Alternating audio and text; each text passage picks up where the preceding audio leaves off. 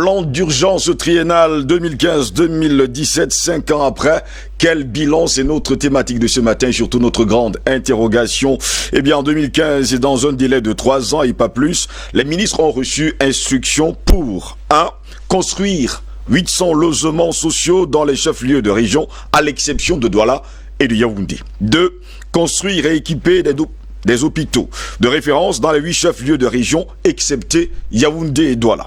Créer des acropoles et d'aménager 120 000 hectares de périmètre hydro-agricole. 4. Construire le barrage de Mbini à Warak. 5. Doter chaque région de 100 forages. C'est en fait 497 projets à livrer avant janvier 2018 pour un financement de 925 milliards de francs CFA. Le président de la République, Paul Barthélémy Biya, avait dit à ses ministres, je cite, « Vous devez garder à l'esprit que les crédits qui nous ont été consentis devront être remboursés et que la rentabilité des projets dont vous aurez la charge en représente la contrepartie. » Fin de citation. Le 19 décembre 2014, il signe un décret portant création, organisation et fonctionnement du comité de suivi de la mise en œuvre du plan placé sous l'autorité du premier ministre chef du gouvernement, Yan Philémon à l'époque. En 2015, déjà 565 milliards de francs CFA, précision faite, 565 milliards 528 millions 112 504 francs CFA sont versés entre autres. La Standard Chartered Bank, verse une partie des 300 milliards de francs CFA. La BGFI Bank Cameroun, 100 milliards. La Banque Atlantique, 190 milliards. Ecobank, 3 milliards de francs CFA. 5 ans plus tard, qu'est-ce qu'il en est, messieurs, de ces projets? Et je souligne d'ailleurs qu'il y a eu plusieurs projets seulement dans les 8 régions du pays, à l'exception de Douala et surtout de Yaoundé, Dr Yamb. Je vais commencer par quelque chose qui ne va pas plaire du tout. Allez-y. C'était tout sauf un plan d'urgence. Oui. C'est pas comme ça qu'on fait un plan d'urgence. Je pense que c'était une idée magnifique, une idée merveilleuse, à un moment où le Cameroun sortait des turpitudes, des turbulences de 2008, 2010, de l'élection de 2011. Et c'était une idée magnifique que de vouloir faire un plan d'urgence. Mais c'est pas un plan d'urgence, ce n'est pas de faire en urgence ce que les ministères sont censés faire ou les entreprises publiques sont censées faire normalement. Oui. C'est pas ça un plan d'urgence. Nous n'inventons pas la roue. Hein? Le New Deal a existé aux États-Unis, le plan Marshall a existé, les plans de relance ont existé en 2008 après la crise, après même les chocs pétroliers de 73 et 78, il y a eu des plans d'urgence. Donc, nous n'inventons pas la roue.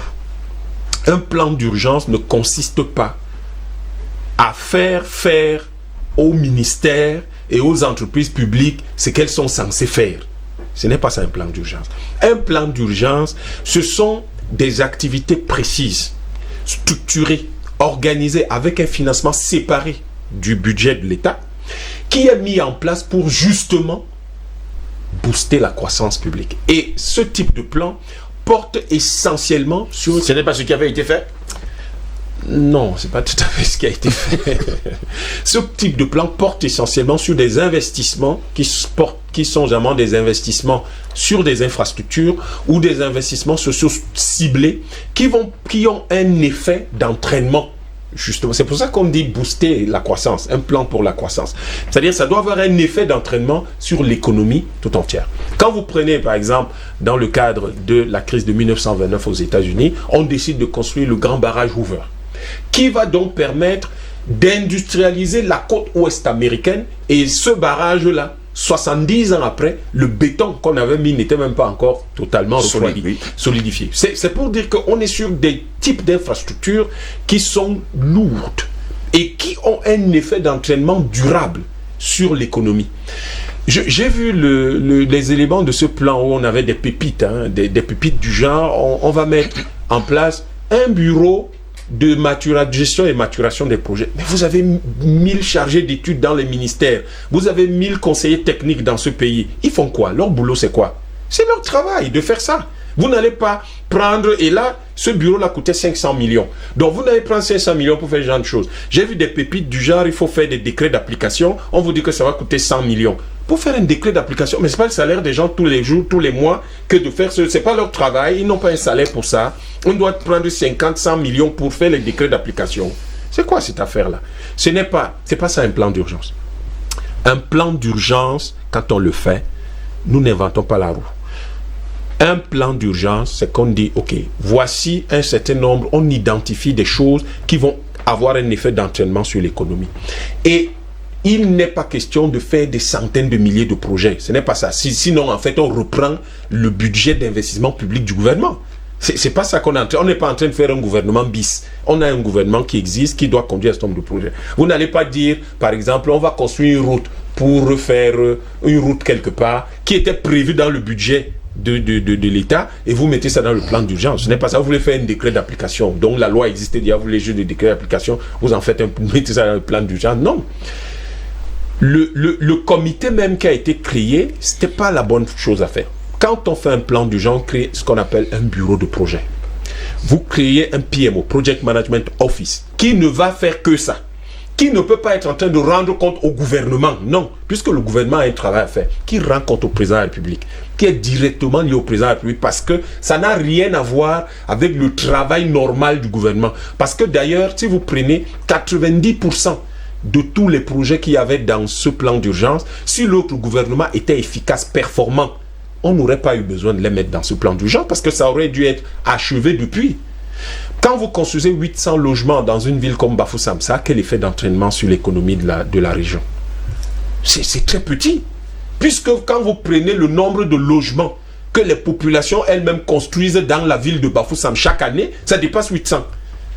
Donc vous ne pouvez pas dire que vous le faites en 3 ans et ça aura un effet d'entraînement sur... Ce n'est pas peut-être à Bertois, ça aura un effet d'entraînement. Mais quand vous prenez Bamenda, vous prenez Bouéa, vous prenez Bafoussam, vous prenez Garoua, 800 logements n'ont aucun effet d'entraînement sur l'économie. 800 logements 800 dans 8 logements. Régions. Dans 8 régions, ça dit que 100 logements. Enfin, c'était 100 logements. Ça n'a pas d'effet d'entraînement. Ça n'a pas d'effet d'entraînement parce que vous prenez n'importe laquelle de ces villes-là, les populations elles construisent 10 à 20 fois ou même plus le nombre de logements chaque année. Donc ça n'a aucun effet d'entraînement spécifique sur l'économie locale. Le barrage de Mbini à Warak était probablement l'infrastructure la plus intéressante ou l'aménagement de 120 000 hectares de terres agricoles. Oui. Sauf qu'en 2019, nous avons encore importé près de 900 000 tonnes de riz. Malgré à peu près 500 milliards de francs CFA d'ailleurs. Alors, qu'on a mis là-dedans, ce qui fait plus de la moitié de notre plan d'urgence triennal. Je vous rappelle que si on mettait simplement 50 milliards dans les plaines de Sanzor, qui sont déjà aménagées à attendre seulement qu'on vienne repiquer du riz, 50 milliards, nous ferions 1 million de tonnes de riz là-bas. C'est-à-dire plus que tout ce que nous avons importé. En un an, nous ferions 1 million de tonnes de riz. Donc, c'est une question de choix stratégique. Il ne s'agit pas... Et nous aimons les mots qui plaisent. C'est joli. Plan d'urgence triennal. C'est très joli. Mais ce n'est pas ça le problème. Si aujourd'hui, vous demandez au gouvernement, les 9, puisque le président disait que ces projets sont basés sur la rentabilité. Oui. 497 projets. Les 925 milliards, aujourd'hui, on dit à rapporter combien? C'est la grande interrogation. Le gouvernement lui-même a du mal à vous dire exactement ce qui a été fait, ce qui n'a pas été fait, et ne peut pas vous dire aujourd'hui ce que ça a rapporté. Et l'argent qui a été mobilisé, est-ce qu'il a été effectivement investi? Est-ce que vous pensez que l'État doit s'endetter pour financer un décret d'application? Sincèrement. Pour financer le fait qu'on fasse un décret d'application, l'État du Cameroun doit aller s'endetter? À quoi servent tous ceux qui travaillent dans les ministères et dont le travail est de rédiger cela? Ils ont des salaires tous les mois. Est-ce que l'État du Cameroun a besoin d'aller s'endetter pour que des gens étudient des projets? À quoi sert le CARPA? À quoi sert le bureau de mise à jour des entreprises? À quoi servent les chargés d'études? À quoi servent les conseillers techniques? À quoi sert la SNI? À quoi servent toutes ces institutions-là pour que l'État dise je vais mettre 500 millions pour qu'il y ait des gens qui vont étudier simplement des projets? Mais il y a quand même quelque chose qui ne va pas. Pourquoi est-ce que l'État du Cameroun dit que dans le plan d'urgence, on va rembourser 50 milliards au terme de la TVA? C'est un truc d'urgence, ça? C'est pas le travail normal du ministère des Finances? Est-ce que c'est quelque chose d'urgent? Donc, il faut, je dis encore, je vais peut-être, je sais pas, pour les autres de temps parler. Je le répète, je l'ai déjà dit sur vos antennes, le problème des problèmes de fond de notre État, c'est qu'il est anachronique, il est mal organisé. Vous devez toujours, dans le cadre de notre État, distinguer les activités d'administration publique quotidienne des activités de gestion, de production des biens et services lucratifs. Et si vous vous mettez dans cette perspective, un plan d'urgence qui est censé être un plan qui va accélérer la croissance du pays ne peut pas porter sur les activités d'administration publique. Les activités d'administration publique doivent avoir des index de performance, des indices de performance qui sont tels que, par exemple, les choses comme les décrets d'application doivent être encadrés par une procédure administrative. C'est-à-dire que dès qu'une loi est promulguée, il faut un délai précis pour que le décret d'application soit soumis à la signature de qui de droit. Or, on n'a pas ce genre de choses. Et tout ce qui peut concerner la croissance économique, c'est-à-dire la production des biens et services, doit être mis de côté. Et c'est pour ça que nous devons nous endetter. Nous ne pouvons pas nous endetter pour des choses qui sont censées être de l'administration. Non, nous nous endettons pour des choses qui produisent de l'argent et nous pouvons rembourser. Et cela crée des fonds revolving plus tard qui permettent que de plus en plus l'État va avoir des fonds qui seront réinvestis progressivement, c'est-à-dire de manière permanente et reconstitués par les remboursements des activités qui auront été créées et qui auront atteint l'autofinancement. Merci beaucoup, docteur Yam Timba, pour ces éclaircies, pour cette première prise de parole. Je vais me tourner vers docteur Edimo Mongori. Il ne faut pas également oublier qu'en 2015, docteur, il y a déjà 565 milliards qui avaient été levés, versés d'ailleurs pour ces 497 projets. Oui, il n'y a rien de nouveau là. Nous savons que d'une manière générale, il y a 25% du PIB qui sont là, convertis, qu'on tarde à convertir, enfin des crédits d'une valeur de près de 25% du PIB qui sont dormants, d'après ce qui ressort de la caisse autonome d'amortissement, donc des crédits qui ont été consentis, sur lesquels on paye déjà des crêtes, mais qui ne sont pas encore mobilisés. Ça indique que naturellement il y a un problème de coordination, de lisibilité et de cohérence administrative au niveau de ceux qui mènent ces projets. Naturellement, vous ne pouvez pas vous endetter et continuer à vous endetter alors qu'il y a de l'argent qui dort encore dans vos caisses. Voilà, donc moi je dis ceci, nous connaissons ce problème. Le problème, la consommation de nos administrations reste très élevée. Quelqu'un l'a évoqué, c'est un petit peu à peu près. En fait, l'effectivité des réalisations, les investissements productifs devraient être un peu plus importants, beaucoup plus importants que ce qui se fait aujourd'hui. Il y a des objectifs à atteindre. L'un des principaux objectifs serait naturellement de faire comme les autres. D'accroître naturellement le taux d'investissement, continuer à l'accroître. Pour le moment, il est autour de 20% du PIB. Il faut le porter quand même à 25%, mais surtout savoir comment le gérer.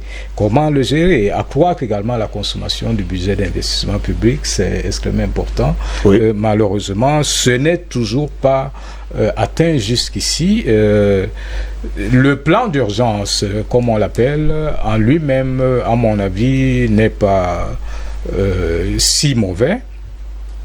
Sauf que ceux qui l'implémentent, à mon avis, ne le font pas, comme l'autre l'a déjà indiqué, de manière suffisamment efficace. Il y a des activités qui devraient être, à mon avis, déconnectées, confiées à des cabinets d'études. Ils peuvent faire tout cela. Privés, hein, oui. Qui peuvent mieux voir avec une certaine distance la nécessité de mettre en musique les politiques sectorielles, parce qu'en fait, souvent c'est ça le problème. Hein. Quand on parle de problème de maturation des projets, c'est que en fait, les politiques sectorielles jusqu'ici ne sont pas suffisamment mises en cohérence, oui. Ce qui fait que l'argent traîne quelque part parce qu'on n'a pas pensé tout. Et naturellement, il y a un problème de choix choix des investissements.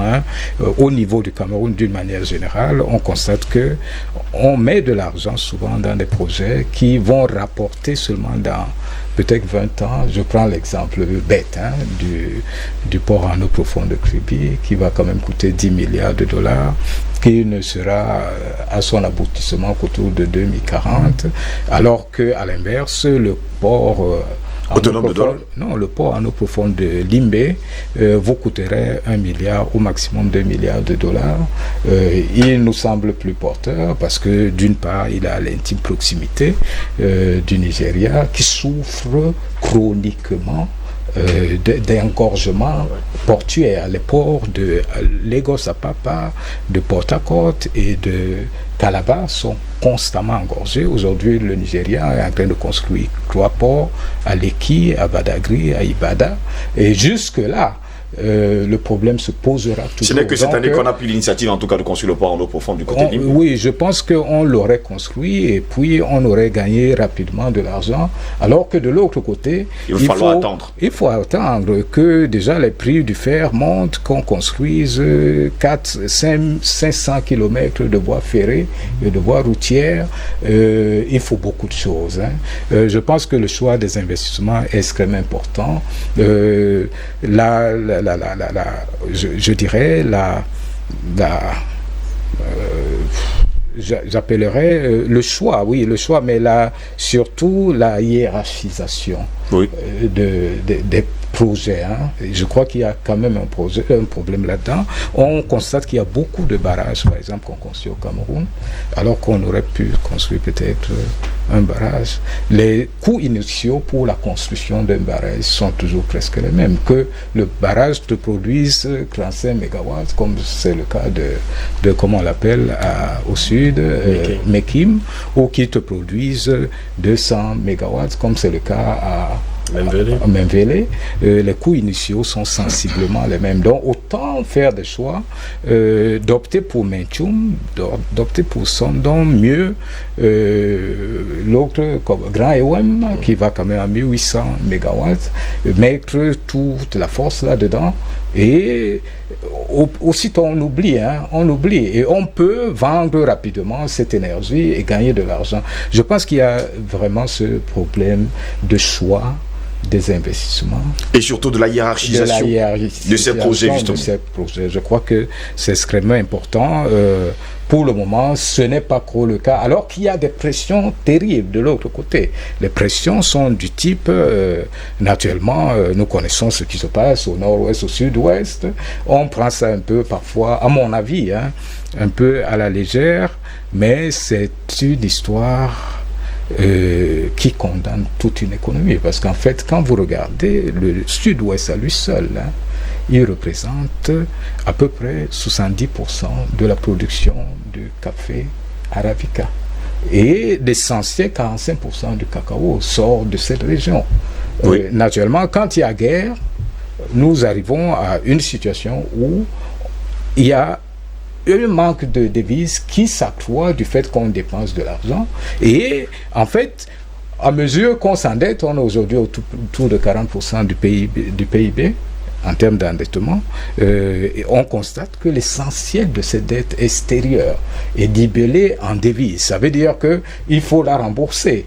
Il faut la rembourser très vite. Or, le cours du baril a du mal à se stabiliser. La production tarde à décrocher. Et maintenant, ceux qui doivent nous rapporter les devises, comme le cacao, le café.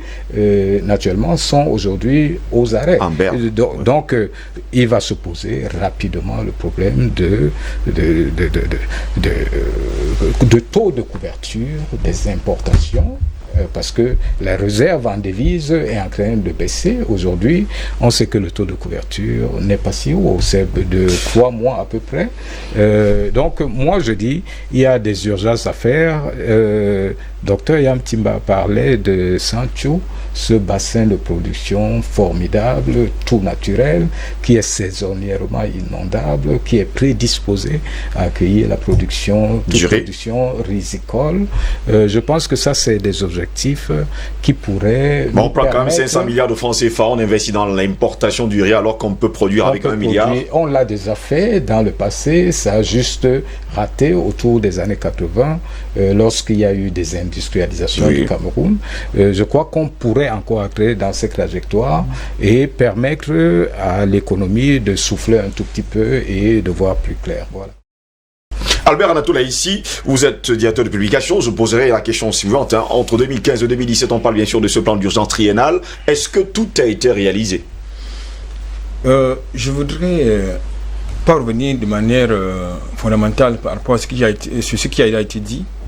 Mais il faut quand même indiquer que le président de la République, le chef de l'État, a la responsabilité, n'est-ce pas, de donner des fixer les grandes orientations de la politique économique, culturelle et sociale. Il appartient à son gouvernement de l'implémenter, de l'exécuter. Maintenant, entre les instructions de la haute hiérarchie, comme ça s'appelle là-bas, et l'implémentation sur le terrain, il y a un problème. Mais il y a plusieurs problèmes, pas seulement un point, il y a plusieurs problèmes. Mais le problème de fond, c'est d'abord un problème de planification. Et ça, nous en avons à profession dans ce pays, les planificateurs, qui travaillent dans certains ministères sectoriels, mais finalement ne savent pas quel est leur rôle. Parce que lorsque vous vous engagez dans des projets productifs, il faudrait impliquer les planificateurs, justement, d'abord par rapport au réalisme de ces projets. Parce que très souvent, on s'engage dans les projets qui ne sont pas suffisamment réalistes, qui ne sont pas, parce qu'on parle de la maturation des projets. Ça implique non seulement voir si c'est soutenable, si c'est bancable, et puis si c'est réaliste. Et puis si ça peut, et puis les orienter vers les bassins de production. En tout cas, tout à l'heure, il en parlait justement des projets qui sont économiquement porteurs. Parce que vous ne pouvez par exemple pas venir à Douala cultiver du riz, alors qu'à Douala, on a plus besoin par exemple de cultiver, comme nous sommes dans la Sandara maritime par exemple, du palmier à huile. Donc, sur le plan économique, c'est contre-productif. Maintenant, vous entrez dans les arcanes.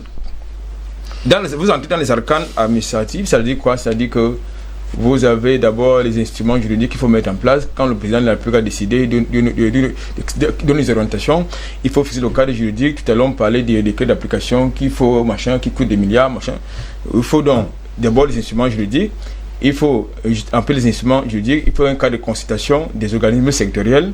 Et il faut mettre en place, justement, appeler le cadre de consultation des organismes sectoriels.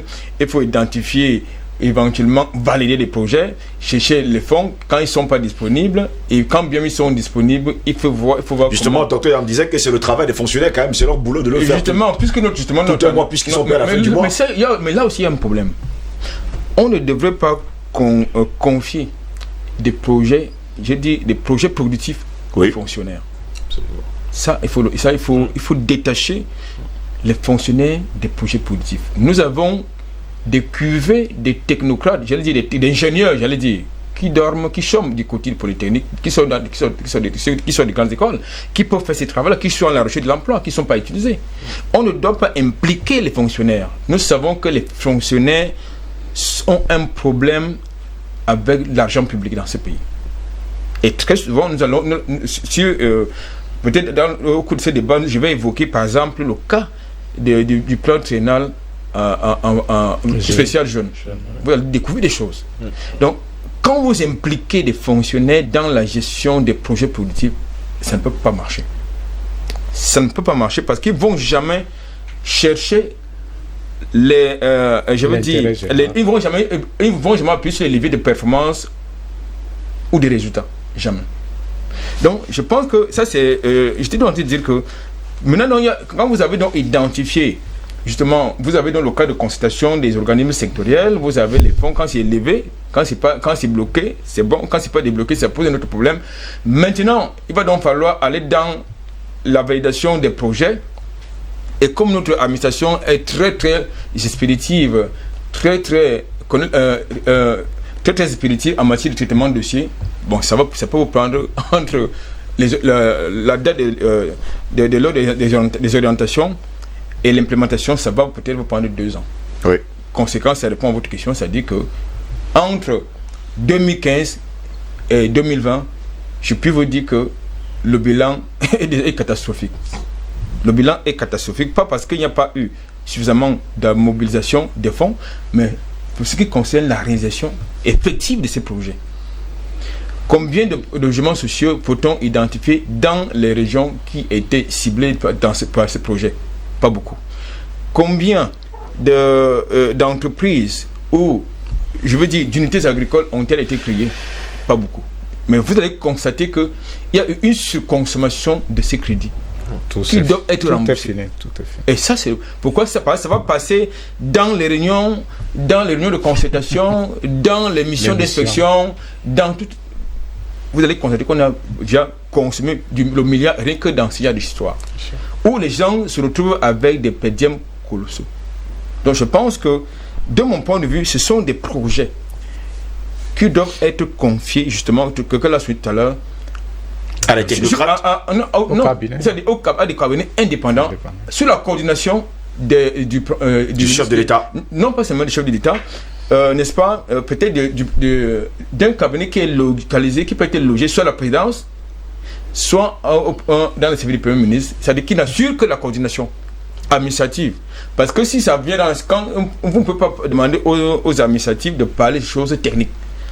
Non, c'est demander à la poule de parler du bœuf. Donc je crois que si nous devons faire le bilan, franchement, il est nul. Il est vraiment nul. Et en plus, quelle est la pertinence? Si la pertinence, n'est-ce pas, d'un tel programme est incontestable, est-ce que ça s'inscrit dans la prospective? C'est une question fondamentale. Justement, c'est une très belle question. Pourtant, je vais me tourner vers Patient Parfait. En 2015, je me répète encore sur ce sujet, il y a 565 milliards, 528 millions, 112 504 francs qui avaient été versés, entre autres, il faut le dire, par la Standard Chartered Bank, une partie de 300 milliards de francs CFA, par la Banque Atlantique, 190 milliards, par la BGFI Bank, 100 milliards, par EcoBank, 3 milliards de francs CFA. Et jusqu'à preuve de contraire, vous me dites qu'il y a eu 925 milliards qui avaient été prévus justement pour ce plan triennal d'urgence, et vous me dites qu'il y a eu, en 2015 seulement, il faut le dire, 565 milliards de francs CFA qui avaient été débloqués, mais vous me dites qu'il y a le projet de ces 3 années est nul. Je remercie beaucoup mes amis du panel qui m'ont précédé. Ils ont fait de très belles démonstrations, que ce soit Anatole, le docteur Edimo, mon ami. Mais il y a un truc, moi, qui, face à ces débats, souvent je m'accroche à vous pour dire l'histoire des chiffres au Cameroun. Les statistiques au Cameroun, moi je ne crois pas beaucoup, parce que rien n'est plus au sérieux. Mais surtout, on fait ces débats, on fait toutes ces démonstrations, en donnant l'impression que nous sommes dans un état normal. C'est là le hic, là le problème. On donne l'impression que nous sommes dans un état normal, c'est-à-dire un état, réellement un état, qui s'occupe, n'est-ce pas, des affaires de la cité, où des gens qui sont à ces postes de responsabilité ont pour souci majeur de tout faire pour régler les problèmes pour lesquels ils ont été nommés là. Or, c'est faux. Cet état n'est pas normal. Un petit rappel. Vous vous souvenez de ce journaliste qui est lors d'une interview du chef d'État, je crois que c'est le premier, Eric Tchindje, qui pose la question de la corruption, qui est en train de gangréner complètement le corps des fonctionnaires camerounais. Et le chef d'État qui répond, où sont les preuves? C'était un chèque en blanc qui délivrait au corps de la fonction publique en leur disant « libre à vous ». C'était un chèque en blanc. Et ce chèque en blanc a fini par devenir comme une culture. L'ADN s'est fortement renforcé dans tout le corps de la fonction publique. Le problème, vous parlez par exemple, il faut des cabinets extérieurs qui vont auditionner, qui vont surveiller. Même ça, vous croyez que ça va marcher? On a vu des experts comptables dans ce pays valider des comptes de certaines opérations qui étaient frauduleuses parce qu'eux-mêmes, ils avaient mangé dedans. Le problème de la corruption, qui est l'un des 4 piliers que je donne sur ce plateau, c'est ça qui annihile complètement toutes les volontés, bonnes ou mauvaises, qui peuvent être mises en place pour régler un certain nombre de situations. Sinon, comment expliquer aux gens? Il n'y a pas que Sancho. Il y a aussi Mdop. Il y a aussi Yagua.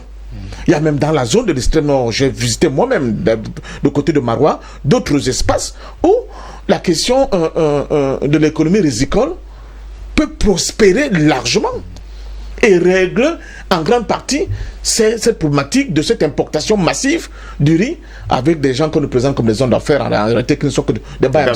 Oui. Donc c'est l'option. En combinaison, j'allais dire, en complicité avec les hauts fonctionnaires de notre État. Le docteur, il dit, moi, c'était nombreux de questions. Hein. Mais j'ai envie de lui dire, mais docteur, dis-moi, vous pensez sérieusement que dans le gouvernement, là, il n'y a pas des intelligences comme vous, comme Yamp, comme Anatole ici, suffisamment, pour penser exactement comme vous? Mais pourquoi ils ne pensent pas comme vous? Pourquoi? Vous pensez que vous êtes le seul à voir ces difficultés, ces problématiques, et eux pas? Ils les voient.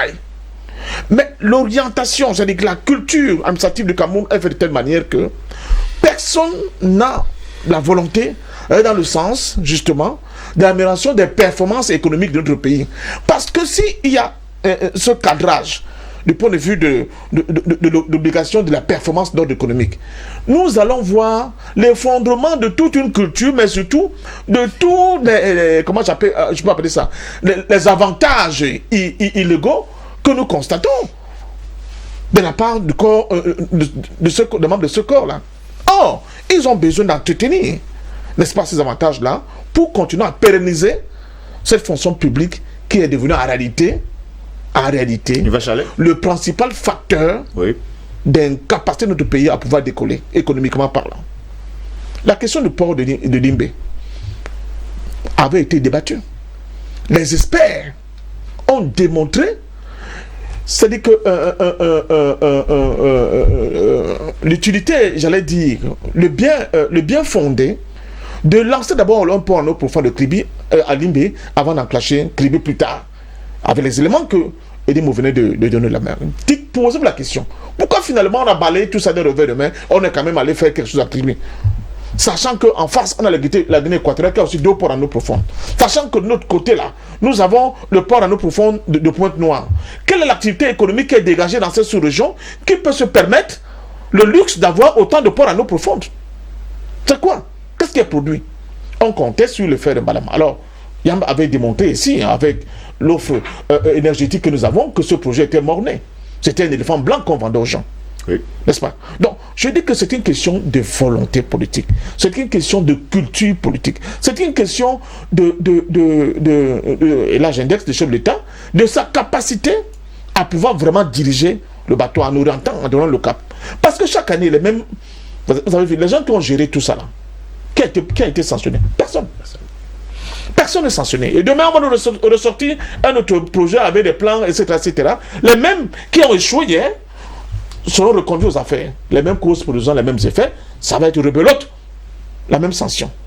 Alors, en oubliant, justement, et c'est là où c'est grave et intéressant. Souvent, on parle des questions de l'endettement de notre pays. Vous vous rendez compte? Vous lancez des opérations de prêt. On vous prête de l'argent. Et à partir du moment où cet argent entre vos mains, les intérêts commencent à être comptabilisés. Et vous bloquez, c'est-à-dire vous immobilisez cet argent qui a été emprunté pour un certain nombre d'opérations. Vous immobilisez ça parce que, comme on a vu, excuse-moi, là c'est, mais pour faire le lien, avant le pont de Voré là, vous avez vu le nombre de séminaires qu'il y a eu. Séminaire d'impact environnemental, séminaire de ceci et de ceci. Donc, d'accord avec Albert Anatola ici, mais ces personnes qui reçoivent des sommes mirobolantes. C'est un truc incroyable. À chaque séminaire. C'est un truc incroyable. Et ça ne fait que siphonner le petit budget qui a été siphonné. Quand je parle de port, parce que j'ai vu des années et des années, les mêmes séminaires avec les mêmes individus venus de faire les séminaires d'impact environnemental, de ceci et de cela. Et finalement, pourquoi on ait un pont qui est en fait qui domine l'ancien pont, alors que la proposition de le faire de côté, en amont du côté de Bounamé Sadi, il était établi avec la jonction justement jusqu'au dans le Mungo pour éviter, n'est-ce pas, tout l'engorgement, n'est-ce pas, des dos, de l'emploi des dos. Mais les gens ont décidé autrement. C'est la même chose. C'est la même chose. Aujourd'hui, on nous réveille encore avec le barrage de Nachigal, alors que le grand Ewem, comme il l'a dit, si on avait concentré tous nos muscles pour réaliser le grand EWEM, on réglait, c'est-à-dire que tous les petits dépenses, sans compter l'impact environnemental, justement, dans ces zones-là. Parce que quand vous regardez, vous allez par exemple à Menvele, Oui. vous voyez que cette affaire de ce barrage-là n'a pas que fait des gens heureux autour. Les populations locales qui sont là, elles crient au scandale. Personne n'en parle.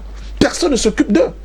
Donc, en réalité, je prends à mon compte toutes les belles analyses avec des éléments économiques qui ont été avancés, mais je vous dis, le problème que nous avons, c'est une question de volonté politique. Parce que nous avons un État qui a pour pilier, l'un de ses piliers, il y en a 4, la corruption d'État.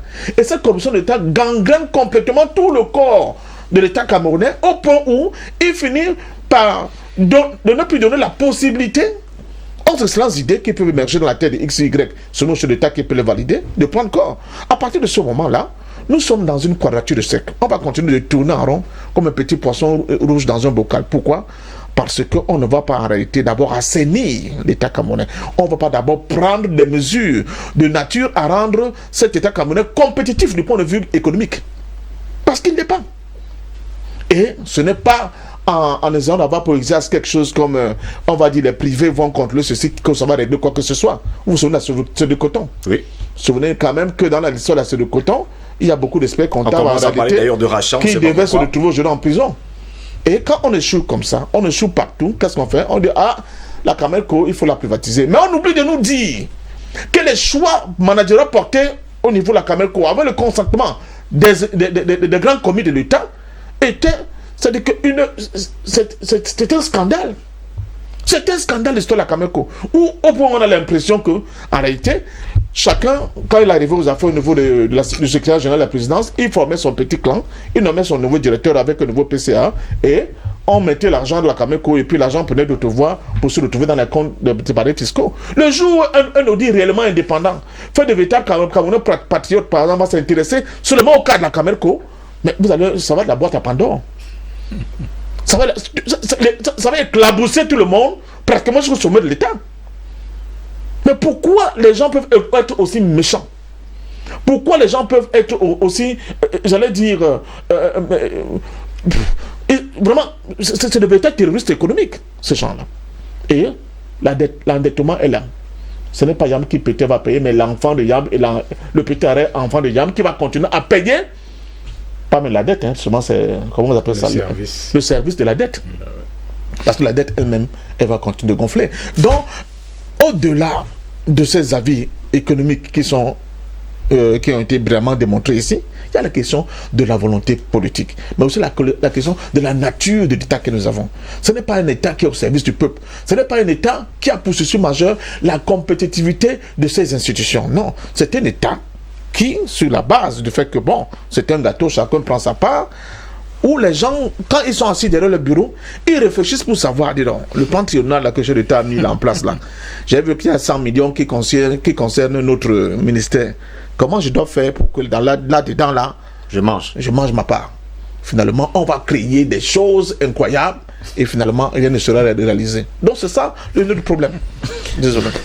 Docteur Yam, justement, je vous poserai la question, est-ce qu'il y a eu une réelle volonté dans ce plan d'urgence triennale, est-ce qu'il y a réellement une volonté de changer en tout cas la donne sur le triangle national camerounais? Parce que quand je vois ici, dans ce qui avait été prévu, 100 forages dans chaque région, on parle bien sûr de 8 régions, je ne sais pas si les 100 forages ont été déjà donnés. Créer des agropoles, d'aménager et aménager 120 000 hectares de périmètre hydro-agricole. On parle de construire 800 logements sociaux dans les chefs-lieux, c'est-à-dire 100 logements sociaux dans chaque région du pays. Est-ce qu'il y avait une réelle volonté de faire cela, vraiment? Je pense, je vous l'ai dit dès le départ, d'abord, ce n'est pas ça qu'on appelle un plan d'urgence. Vous insistez là-dessus. Excusez-moi. Un plan d'urgence, c'est quelque chose de connu. On sait comment ça se fait. Ce n'est pas ça. Nous avons des centaines de milliers de fonctionnaires au Cameroun que nous devons loger. L'État du Cameroun devait se préoccuper de loger ces fonctionnaires. Simplement, si vous voulez mettre 100 logements dans une région, vous allez loger combien de fonctionnaires? Vous leur donnez des salaires de misère. Mais au moins, donnez-leur des logements. Ils ont des indemnités de logement. Vous avez compris où j'allais. En fait, on est sur des choses qui n'ont pas, qui sont, est-ce parce qu'ils n'ont pas de pertinence. logement que justement ils veulent se Non, sucrer cela fait et se partie- lécher les doigts comme Non, c'est on pas aime ça. souvent le dire. Ce qui se passe dans notre pays, c'est que nous avons ce qu'on appelle, si vous voulez, les effets pervers d'un État néocolonial. Hein, pour dire les choses comme elles sont. Ce sont les effets pervers d'un État néocolonial. Notre État n'est pas indépendant, il n'est pas autonome, ne prend pas les décisions stratégiques qu'il devrait prendre comme le font tous les États indépendants. Je vous explique pourquoi je dis ça. Et je vais l'illustrer à travers le plan d'urgence triennal. Un État sérieux ne peut pas, dans le cadre d'un plan d'urgence triennal, dire qu'il va mettre 300 millions de francs CFA pour les missions de contrôle de l'exécution du budget d'investissement public. Nom de Dieu, vous avez dans chaque région un comité qui existe, qui est censé contrôler l'exécution du budget d'investissement public. Ça existe déjà. Le financement de ces affaires est dans le budget de l'État. Et vous faites un plan d'urgence triennal dans lequel vous dites qu'il y a encore 300 millions pour aller contrôler l'exécution du budget d'investissement public. Est-ce que le plan d'urgence triennal porte sur le budget d'investissement public? Pas du tout. Le plan d'urgence triennal est le plan d'urgence triennal. Le budget d'investissement public, c'est le budget d'investissement public. Mais vous prenez de l'argent, vous allez vous endetter dans des banques pour payer les missions des gens qui ont déjà été payés dans le budget de l'État. Il y a quand même quelque chose qui ne va pas. Et l'une des justifications qu'ils ont avancées, c'était que ce plan d'urgence triennal devait permettre à l'État de passer à 6% de croissance, pendant qu'on était à environ à 4%. Je crois que les économistes ou les hommes d'affaires ou toutes les personnes impliquées dans les activités économiques sont particulièrement agacés par ces histoires de manipulation des taux de croissance. Est-ce que pour un État, le taux de croissance doit être l'objectif ultime? Mais pour un État, ce qui est l'objectif ultime, c'est que tout le monde a mangé. Le matin, tout le monde a pris le petit déjeuner. À midi, tout le monde a mangé. Le soir, tout le monde a mangé. Chacun est rentré dans une maison. Il y a l'eau, il y a l'électricité. C'est ça les objectifs d'un État, ce n'est pas le taux de croissance. Est-ce que si vous faites 20% de taux de croissance et que c'est porté par le fait qu'on fait un investissement à Kribi, qu'on construit un port qui n'a pas de route qui va y mener, qu'on est en train de construire des palais, est-ce que c'est ça qui est important? Si l'État du Cameroun voulait ou veut encore faire un plan d'urgence, Oui. on sait comment on fait ça. Quand je vous parlais tout à l'heure d'un bureau de projet, c'est que ce bureau de projet, je vous ai dit, rend compte au chef de l'État. Son rôle n'est pas d'évaluer les projets, c'est pas ça un bureau de projet. Il n'est pas là pour... Il met en cohérence. Il gère la communication. Il s'assure que les approvisionnements sont faits de manière correcte. Il évalue et gère les risques liés à l'exécution de tous ces projets, de tout ce plan. Il s'assure que ce sont les bonnes ressources humaines qui sont impliquées dans ce plan. Il veille à ce que le contenu soit cohérent, non seulement entre lui, c'est-à-dire que entre ces différents éléments de ce plan-là, entre les différents éléments de ce plan, mais cohérent avec le budget même de l'État et avec l'environnement économique national et sous-régional et international. Ensuite, il s'assure que les délais sont précis, respectés. Ce bureau de gestion des projets s'assure qu'il y a un certain nombre de leçons apprises qui vont être consignées et qui aideront par la suite dans le cadre de la gestion et du déploiement de l'État. Si vous dites que vous voulez faire de l'adduction d'eau, vous avez une entreprise publique qui existe qui fait ça, non? C'est pas ses métiers, c'est pas ses missions. Pourquoi vous mettez ça dans le plan d'urgence triennal? Vous avez un ministère qui s'en occupe, non? Par contre, ce que vous pouvez mettre dans le plan d'urgence triennal, c'est de dire Camwater doit donner de l'eau aux Camerounais. Le ministère de l'eau est censé coordonner tout cela. Mais il nous manque quelque chose. Une usine ou des usines qui produisent les équipements dont nous avons besoin. Ça va dans le plan d'urgence. Parce que vous avez construit une usine, cette usine-là va devenir rentable, elle va rapporter des impôts et des taxes, verser des impôts et des taxes et des droits de douane à l'État, et cette usine-là va recruter des Camerounais, et cette usine-là va permettre que l'adduction d'eau par Camwater soit facilitée. C'est ça qu'on appelle un plan d'urgence. Est-ce qu'un plan d'urgence, c'est une histoire? Pourquoi les gens font comme si peut-être on rêve? C'est ça le plan d'urgence. Donc derrière, vous avez des usines qui vont produire des pipelines, des boulons, toutes ces choses-là que vous n'aviez pas. C'est ça que vous mettez dans le plan d'urgence triennal. Et donc le bureau de gestion des projets va trouver toutes les parties prenantes et toutes les personnes qui peuvent être impliquées à ici parler des ingénieurs, des managers, des juristes pour le cadre et tout ce qui correspond à ça. C'est ça qu'on va mettre dans chacun de ces projets-là. Ensuite, si vous avez besoin de vous assurer que, vous dites qu'il y a la composante sécurité par exemple. Mais c'est quoi cette histoire? On met dans un plan d'urgence triennal la construction de 41 postes de gendarmerie. L'armée, le ministère de la Défense n'a pas ça dans son budget? Mais c'est quoi cette affaire? Vous mettez dans un plan d'urgence triennal, c'est quoi ça? Ça nous rapporte quoi un poste de gendarmerie? Et le président dit rentabilité des projets. Un poste de gendarmerie va nous rapporter quoi? Le ministère de la Défense n'a pas ça dans son budget normal, dans son plan de déploiement normal. Mais il y a quelque chose qui ne va pas. Vous dites que vous allez construire 2 centres de formalité de création des entreprises. Vous mettez 164 millions là-dedans. C'est quoi? Ils ont besoin de quel luxe pour ça? 164 millions pour construire 2 petits bâtiments dans lesquels vont travailler 10 personnes. Ça ne doit pas faire partie du plan d'urgence triennal. Les choses qui font partie d'un plan d'urgence sont les choses qui nous rapportent de l'argent. Je vais parler clairement pour que tout le monde comprenne. C'est des choses qui nous rapportent de l'argent.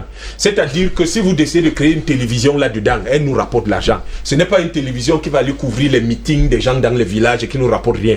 C'est une télévision qui nous rapporte de l'argent. C'est ça qu'on met dans un plan d'urgence triennal.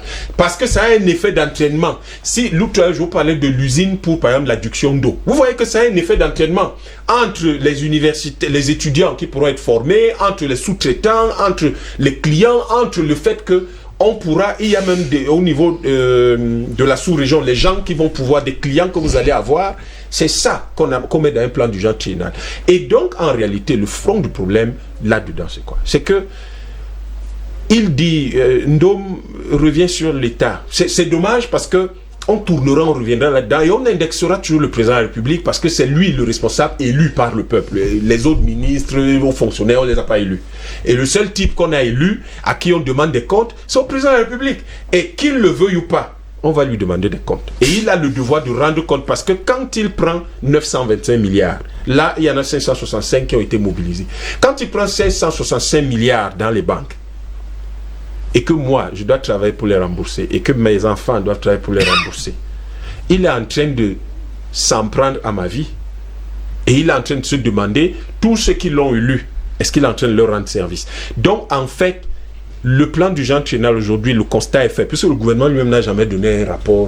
Il n'y a pas de rapport, justement, c'est la question que je voulais poser justement, Albert Anatolaï. Ici, quand vous allez sur le site du Premier ministère, il y a une espèce de mec qui vous dit pas le rapport. Où est le rapport justement après 5 années? Bon, on parlait de 2015 à 2017, ça fait 3 ans, il fallait quand même un rapport pour nous dire où en est-on justement à ce sujet de ce plan d'urgence triennal. Avant d'y arriver, tout à l'heure dans ma première prise de parole, j'indiquais qu'il y avait la planification. Et j'ai questionné si c'était un programme qui était inscrit dans la prospective. Déjà, je pense le contrôle des économies sur ce plateau. On ne s'engage pas dans un projet qui engage la crédibilité de l'État, c'est-à-dire où on a pris de l'argent sans se référer au planificateur. Du tout. Jamais. Parce que le planificateur est là pour donner l'orientation technique. Nous en avons, il me semble, à partir de gros diplômes que je regarde, que certains brandissent comme étant des planificateurs, au vol. Nous en avons à profusion au MINEPAD, ministère de l'économie, du pays et de l'aménagement du territoire. Oui. Est-ce que ce programme s'inscrit dans la prospective? Parce que j'ai le sentiment que certains projets ont une connotation politicienne. Ça, il faut le préciser. Parce que justement, tout à l'heure, je parlais, c'est là où je pose le problème de réalisme de certains projets. La seconde chose que je voudrais indiquer, c'est qu'on ne s'endette pas pour que ce soit le contribuable qui paie cette dette-là. Non. Quand on prend un crédit pour un projet, il faut que ce projet paye cette dette-là. Est-ce que, par exemple, c'est une digression, est-ce que le pont sur le nouveau pont, je veux dire, est capable de produire l'argent pour rembourser ce crédit-là? Je pense que l'idéal aurait été, n'est-ce pas, à mon sens, de mettre peut-être les pots de péage pour que ces crédits soient remboursés. Par exemple. Mais aujourd'hui, On se retrouve avec plus de 575 milliards qui sont mobilisés. Pratiquement un tiers qui a été dépensé dans les missions de prospection, tout ce que vous voulez, les consultations, tout ça. Les cocktails. Les séminaires. Avec, tout ça, avec les PDM qui sont toujours très colossaux, avec les voitures du projet, parce que ça mange jamais les véhicules de projet. Mais alors, quand vous allez sur le terrain, faisons l'inventaire. Tout à l'heure, je parle de l'inventaire. C'est-à-dire ce que vous appelez le rapport. Il n'y a pas de rapport, parce que même un rapport de terme n'en a pas. Voilà l'impression justement parce qu'au Cameroun, les ministres ne font jamais de rapport. Justement, il ne peut pas avoir de rapport de terme, parce que justement, les gens qui sont impliqués dans ce projet n'ont pas la culture de la gestion des projets. Parce que lorsque vous êtes dans la gestion des projets, vous savez que dans chaque projet, il doit y avoir un rapport de table à chaque niveau. Mais est-ce qu'il n'y en a pas? C'est justement ce qui... Deuxième chose, on devrait avoir des cabinets d'audit. Est-ce qu'il y en a? Parce qu'on doit pouvoir, à chaque évolution, à chaque étape, on doit faire le point. Il n'y en a pas. Pourquoi? Parce que justement, très souvent, la plupart des entreprises qui sont très engagées sont toujours très apparentées aux gestionnaires des projets, de ces projets. Bien sûr. Patient Parfait Dom, avant de mettre la parole à Dr Edimo et puis en parlant justement de ses livres, j'ai besoin de me tourner vers vous. On a l'impression aujourd'hui que quand il y a un projet comme ce du plan d'urgence triennal, quand il y a par exemple, il faut le dire comme ça, l'élection présidentielle ou alors une élection quelconque, c'est en ce moment-là qu'on déclare haut et fort qu'on a fait 100 logements sociaux, alors 100 forages d'eau. Et quelque part, quelqu'un se place ce matin parce qu'il a du parti politique, au pouvoir et déclare que c'est lui qui les a fait. C'est pour ça qu'au Cameroun, les gens disent qu'en réalité, quand vous observez très bien, les élections, surtout l'élection présidentielle, est l'un des grands moments de corruption dans le pays. Pas seulement parce qu'il va permettre, à travers cette élection, de redistribuer un peu les prébendes, mais surtout parce que ceux qui entourent, n'est-ce pas, l'État, ils attendent des grandes déclarations de chef de l'État. Parce qu'ils savent qu'au détour de la campagne, la promesse sera faite que vous aurez 1000 km de route qui seront faites, ils applaudissent. Quand ils applaudissent, ce n'est pas l'annonce du chef d'État qui sont en train d'applaudir. Mais ils sont déjà en train de travailler comment ils vont rentrer dans le projet pour se faire du beurre. C'est tout. Et déclarer que c'est eux qui ont justement contribué. Au-delà de ça, ce sont des petits macros. C'est des petits macros. Si au moins ils faisaient. C'est des petits macros, c'est pas important. Oui. Prenons le cas des logements sociaux. Voilà le niveau de la corruption. Quand je vous dis que c'est quelque chose qui fait partie de l'ADN de notre État. Les derniers logements sociaux, par exemple, en face du stade Omnisport, qui ont été des Yaoundé, vous vous souvenez, qui ont été faits. Allez voir les listings des gens qui ont racheté ces logements sociaux. Allez voir. Vous êtes allé loin. Ici à Douala, vous allez voir. Mais c'est incroyable. Ce sont les mêmes ministres, les mêmes directeurs généraux, des ministres qui ont même pris 4, 5, 6 à eux tout seuls. Alors, même le terme logement social est galvaudé à ce moment-là. Parce qu'il n'y a pas de fonctionnaires. Quel est le fonctionnaire qui peut... Lequel? Même les médecins qui sortent là, ils ont 250, 300 000. Un truc de 25 millions, prends. Comment tu vas faire pour acquérir un appartement là-bas ou bien un logement là-bas? Tu feras comment? C'est impossible. Calcul fait. C'est pour ça que je n'aime pas beaucoup les histoires de statistiques. Calcul fait, c'est impossible. Donc ce sont les mêmes ministres, les mêmes directeurs généraux qui vont encore tout donnent justement les logements à leurs enfants. Voilà, donner aux enfants, aux petites, machin. D'autres vont même loin en leur mettant en plan en sous-location. On sait comment ça se passe. La question, par exemple, des adductions, des problèmes d'adduction d'eau dans nos zones reculées, dans nos villages. Chaque fois que j'arrive, moi, dans mon village, je suis frappé par le problème Scanouata parce que j'ai encore un grand château. Un château d'eau qui avait été placé depuis les années 80. Voilà. On ne sait pas à quoi ça a servi. Mais ça servait un peu, après ça a foiré. Tout à l'heure, quand il parlait des investissements dans le secteur productif, justement, pourquoi l'État ne pouvait pas créer des structures avec tous les ingénieurs que nous formons pour être capable de remplacer des moteurs, si ce sont les moteurs qui sont déficients dans ces châteaux-là, pour redonner de l'eau potable aux populations. Les pipes, les écrous, tout ça, les boulons. Pourquoi c'est impossible? Pourquoi c'est aussi difficile? La station de captation d'eau là, de Ayatou, à la périphérie de Douala, au niveau de Mungo, ça peut donner de l'eau à une ville comme Douala, mais avec une population de peu de 30 millions d'habitants. Sauf que, aujourd'hui, Ayatou a utilisé moins d'un tiers les gros parcs qui ont traversé le fleuve arrivent au niveau de Douala. Ils sont bloqués. Pourquoi? Parce que les tubes d'approvisionnement d'eau dans nos villes, là, n'est-ce pas, qui partaient avant de Japoma et de PK, je crois, 21, à Masumbu, sont complètement vétustes. Complètement vétustes. On a dit il faut taper, il faut encore demander un prêt à la Banque mondiale, je ne sais pas de combien de dizaines de milliards, bien de centaines de milliards, pour refaire tout le circuit de distribution d'eau dans la ville. Jusqu'aujourd'hui, on est bloqué. C'est ça, vous êtes en plein midi, et vous voyez un camion de Kamwata qui fait la distribution, un rationnement de l'eau potable, dans une ville comme Douala, qui est une ville qui est irriguée par des cours d'eau à ne plus en finir. Donc voilà les problèmes. Et les gens ne veulent pas aller vers des solutions définitives. Pourquoi? Parce qu'on est dans des solutions définitives qui consistent à créer une usine qui va fabriquer, n'est-ce pas, tous ces intrants-là qui rentrent dans la distribution de l'eau potable au Cameroun. Et se coupe vraiment une branche très importante de magots qui tombent avec des faux projets à ne plus en finir. Voilà la nature de cet État. Et cet État-là, tant qu'on ne consulte pas cette nature-là, et je m'excuse pas de mon ami Yam, quand il faut dire au président Biya, le responsable c'est toi, président. C'est toi qui continues d'entretenir cette meute, n'est-ce pas, de sa profite, qui a décidé de faire des caisses de l'État leur lieu de oui, ça profite. Oui, mais ce sont des véritables ça profite.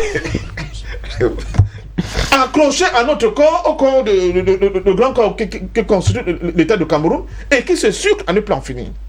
Suce le sang. Mais c'est incroyable ces gens-là. Donc c'est ça notre problème. Tant que ça va pas être réglé, on aura des très beaux discours, des très belles propositions. On peut faire ci, on peut faire ça. Mais je vous dis, Yam le sait, si vous êtes un auditeur comptable, vous avez votre cabinet, il y a un projet qui est lancé. Vous dites, vous allez au ministère des Finances, dites, moi je vais être auditeur dans ce projet parce qu'apparemment il y a une parcelle qui nous a été réservée. Vous savez comment ça se passe.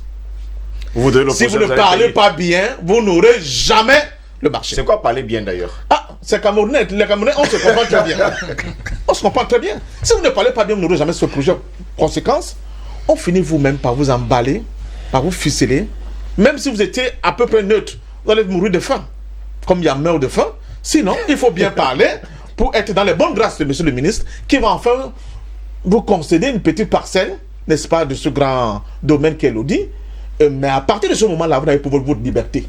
Vous-même, vous êtes rentré dans la mafia. Voilà le cercle infernal dans lequel vous allez vous retrouver, dans lequel le pays tourne depuis des années. C'est pour cela qu'il faut une refondation en profondeur de l'État du Cameroun. Cette refondation ne concerne pas seulement les politiques, ne concerne pas seulement, on n'a pas abordé la question de France CFA, c'est un gros problème, on en a l'habitude de parler, mais cette refondation doit aussi concerner, c'est-à-dire la mentalité. Il faut une nouvelle culture de gestion des affaires de l'État. Il faut une nouvelle culture.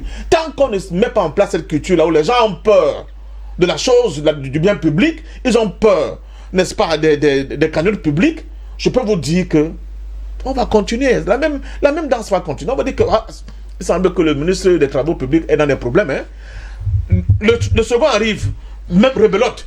Il semble que le nouveau style a fait plus fort que le précédent. Hein. L'histoire des stades. On a vu, là maintenant c'était un privé, monsieur. C'était un privé. Hein? Venez nous dire qu'en plein stade Bapelépé, que les gens ne savent pas de quoi ils parlent. Parce que quand tu as une entreprise comme la mienne qui doit honorer de telles prestations, il y a quand même en background un certain nombre de trucs qu'il faut faire. Il faut une entreprise, il faut des secrétaires. Et c'est ça qui explique que un sac de ciment a coûté combien, hein? Le gars vient justifier ça. Et il n'y a rien, il n'y a aucune sanction. Qu'un camion de 20 tonnes de sable coûte combien? Mais attendez. Merci beaucoup. Mais quel est ce pays? Patient Parfait d'homme, je vais me tourner pour terminer parce qu'il n'y a plus que 5 minutes pour achever d'ailleurs cette émission de DBS ce matin. Docteur Eddie Momongori, et pendant ce temps, vous nous avez écrit d'ailleurs des livres, hein, L'émergence d'un dragon africain d'envergure régionale, le Cameroun en 2035. Est-ce qu'on peut... En point d'interrogation. En point d'interrogation. Justement, en point d'interrogation, parce que c'est justement ça la grande interrogation. L'émergence d'un dragon africain d'envergure régionale, c'est la grande interrogation puisque 2035, ce n'est plus loin. Ce n'est plus loin. Est-ce qu'on pourra dire qu'il y aura vraiment émergence en 2035? Si la politique change, le potentiel est là. Déjà même, les pas qui sont faits sont déjà assez décisifs. En fait, on connaît le chemin par où passer. Nous savons qu'il faut On a l'impression qu'il y a certaines personnes qui évitent le chemin par où passer. Voilà. Beaucoup de choses ont été faites, cependant, dans les infrastructures, quand même 12 000 milliards qui ont été investis là-dedans. C'est beaucoup. C'est assez. Naturellement, il y avait beaucoup de surfacturation, malheureusement. Mais toutes les chances sont là. On a parlé de la corruption. La corruption est une contre-incitation terrible à la croissance au Cameroun. Vous ne pouvez pas compter le nombre de fonctionnaires qui sont milliardaires. Maintenant, quand vous faites le calcul, pour avoir 1 milliard, en gagnant même 400 000 ou 500 000, vous devez avoir travaillé, calculez vous-même, 400 ans. 400 ans, c'est-à-dire vous devez vivre peut-être 500 ans. Pour avoir 1 milliard de francs CFA. Pour avoir 1 milliard dans votre compte. Vous pouvez faire le calcul, il est simple. Mais vous allez constater que le plus grand nombre de milliardaires au Cameroun sont des fonctionnaires. Ça dit beaucoup de choses. Quand on parle de corruption, il y a un élément déterminant qu'on appelle les cercles vertueux de la corruption. Ces cercles vertueux se mettent en place lorsque la corruption émeut tout le monde. Aujourd'hui, la corruption n'émeut plus personne. Nous sommes ancrés dans les cercles vicieux et nous y vivions depuis une quarantaine d'années. Et on n'a pas l'impression que beaucoup d'efforts sont faits pour sortir de ce bourbier. Malheureusement, la corruption est une taxe directe sur la production. Tout État qui est corrompu jusqu'à un niveau perd de manière automatique au moins 1 point de pourcentage de croissance. Pour revenir sur les chiffres, parce que les chiffres sont souvent parlants, certaines études concordantes menées par la NIF et la CONAC indiquent qu'en fait, il y a à peu près 2 000 milliards de manque à gagner pour les caisses de l'État chaque année. Vous pouvez imaginer ce que c'est. C'est la moitié du budget de l'État. C'est presque la moitié du budget de l'État qui sont en manque à gagner. Ça dit beaucoup de choses. Maintenant, quand vous allez regarder vers des administrations qui sont beaucoup plus lestes et qui ont quand même un certain sens de l'intérêt général, vous voyez qu'on peut avancer vite lorsque la corruption est résidualisée, parce qu'on ne peut peut-être pas la terminer. Lorsque les modes opératoires, que ce soit les marchés de gré à gré, les marchés fictifs, les surfacturations, la mauvaise qualité de la dépense publique. Sans oublier les employés fictifs qui sont également payés. Les emplois, le fichier solde, etc. Vous constatez que, et ça je prends l'exemple d'un pays qui au départ semblait bien modeste, mais qui a bien travaillé ces dernières années. Il est en Afrique de l'Ouest, je l'appelle le Sénégal. Le Sénégal, en 2012, de 2008 en 2012, n'a pas franchi la barre de 2% de croissance. Mais parce que celui qui est arrivé, peut-être qu'il a bien réfléchi, et peut-être que certains efforts avaient déjà été faits au préalable. Voilà le Sénégal, qui a pu passer de 500 mégawatts de puissance installée à 1200 mégawatts. Un pays qui a posé 3000 km de lignes de transport d'énergie. Ici, par contre, on construit les barrages, on oublie les lignes de transport. Vous voyez, lorsque c'est bien pensé, lorsque la primauté de l'intérêt général est là, lorsque on fait des efforts pour résidualiser la corruption, comme au Rwanda, comme un peu partout. Au Rwanda, vous ne pouvez pas corrompre parce que vous avez peur. Il faut arriver absolument à ça. Voilà. Et vous pouvez aussi attirer des idées. Bon, Dr Mogori, justement, vos livres, on peut les trouver où? Bref, Histoire de l'économie camerounaise. Là encore, c'est notre livre 1945-2020. Oui. Et l'Afrique future, géant de l'économie mondiale. 64 héros et talents qui ont contribué à renforcer la visibilité de l'Afrique à l'international. Là encore, un autre livre. Oui, on les trouve surtout à partir du mois prochain. À partir du mois prochain. Oui, alors, c'est pas parce encore. Que là, ça, c'est des maquettes. Hein. Ah, okay. J'aimerais dire juste un mot, pardon. Vraiment, en quelques secondes. Le docteur Edimo, le problème de fond, l'un des problèmes de fond dans notre pays, c'est la question de la loi. La loi, lorsqu'on la perçoit exactement comme la synthèse, les conclusions auxquelles un peuple parvient dans le cadre des discussions qui ont cours à l'intérieur, C'est ça qu'on appelle la loi, parce que c'est ça qui définit le permis et le défendu. Tout ce que vous avez dit sur la corruption, le Cameroun, en tout cas les fonctionnaires camerounais semblent avoir conclu sur la question à travers la loi qui permet de rembourser le corps du délit, c'est-à-dire quelque chose d'inédit dans l'histoire où vous avez le droit de voler, mais si vous remboursez, on vous laisse libre. C'est une chose tellement grave sur le plan moral et éthique. On ne peut pas, avec un État qui consacre de telles choses, s'en sortir. C'est pour ça que la Constitution, en fait, cette loi institutionnalise, légalise la corruption. Merci beaucoup, Dr Yamtimba, d'avoir été là ce matin. Passez une bonne semaine. Parfait. Passez un parfait. Donc, merci également d'avoir été là ce matin.